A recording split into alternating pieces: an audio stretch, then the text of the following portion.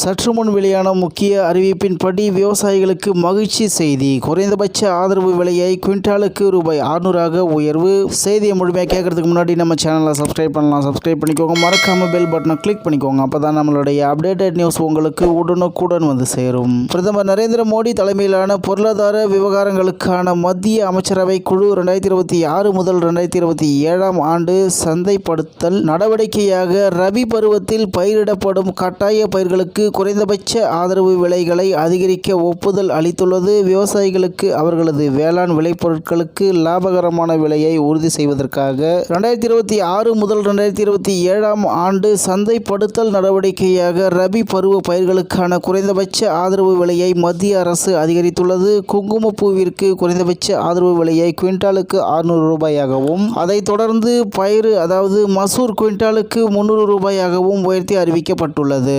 மற்றும் ரேப்சீட், கடுகு, பருப்பு, பார்லி மற்றும் கோதுமை ஆகியவற்றிற்கு முறையே குவிண்டாலுக்கு 250, 225, 170 மற்றும் 160 ரூபாயாக அதிகரித்துள்ளது. 2026, 2027 ஆண்டு சந்தைப்படுத்தல் நடவடிக்கையாக அனைத்து ரபி பருவ பயிர்களுக்கும் குறைந்தபட்ச ஆதரவு விலைகள் வெளியிடப்பட்டுள்ளன.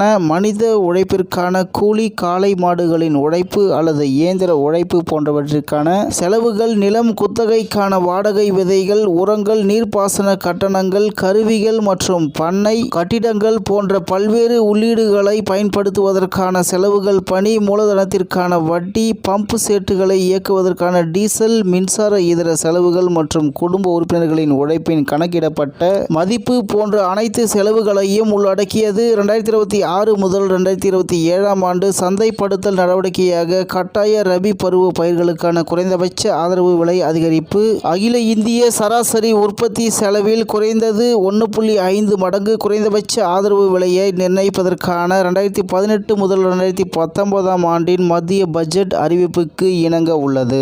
அகில இந்திய சராசரி உற்பத்தி செலவை விட எதிர்பார்க்கப்படும் லாபம் கோதுமைக்கு 109%, ரேப்சீட் கடுகுக்கு 93%, பயிறு வகைக்கு 89%, பருப்பிற்கு 59%, பார்லிக்கு 58% மற்றும் குங்குமப்பூவுக்கு 50% உள்ளது. ரபி பருவ பயிர்களுக்கான உயர்த்தப்பட்டுள்ள இந்த குறைந்தபட்ச ஆதரவு விலை விவசாயிகளுக்கு லாபகரமான விலையை உறுதி செய்வதுடன் பயிர் பல்வகைப்படுத்தல் நடவடிக்கைகளுக்கு உத்வேகம் அளிப்பதாக இருக்கும் என தெரிவிக்கப்பட்டுள்ளது என்று தகவல் வெளியாகியுள்ளது என்பது குறிப்பிடத்தக்கது. இந்நிலையில் பிரதமர் நரேந்திர மோடி தலைமையிலான பொருளாதார விவகாரங்களுக்கான மத்திய அமைச்சரவை குழு 2026 முதல் 2027 ஆண்டு சந்தைப்படுத்தல் நடவடிக்கையாக ரபி பருவத்தில் பயிரிடப்படும் கட்டாய பயிர்களுக்கு குறைந்தபட்ச ஆதரவு விலைகளை அதிகரிக்க ஒப்புதல் அளித்துள்ளது என்று தகவல் வெளியாகி உள்ளது என்பது குறிப்பிடத்தக்கது. இத்துடன் இன்றைய முக்கிய செய்தி நிறைவு பெறுகிறது. மேலும் இது போன்ற செய்திகளை உடனுக்குடன் தெரிந்து கொள்ள ஆர்கே நியூஸ் தமிழ்நாடு சேனல் உடனிருங்கள். நன்றி, வணக்கம்.